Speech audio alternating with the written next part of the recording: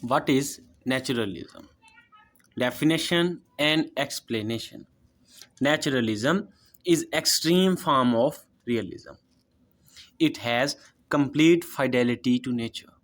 It depicts a picture of natural life. It portrays sordid side of life.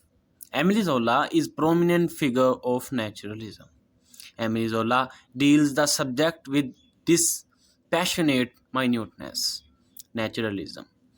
There are no supernatural realities and elements in naturalism. It deals with poverty, disease, deficiency of social environment. It is an autopsy of life. It is opposite to romanticism and surrealism.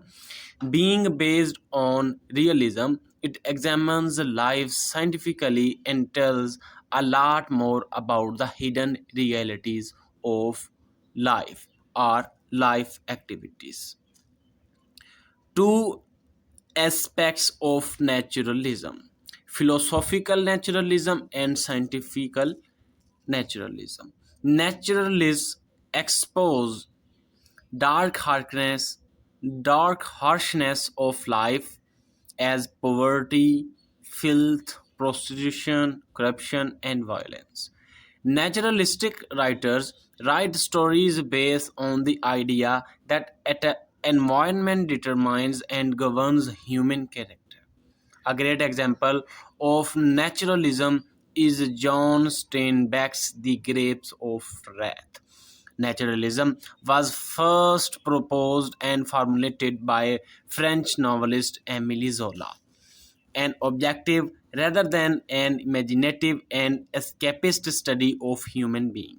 A belief that a person is governed by his or her passions, heredity, and surroundings, and often is subordinate to the social environment what he or she is a part.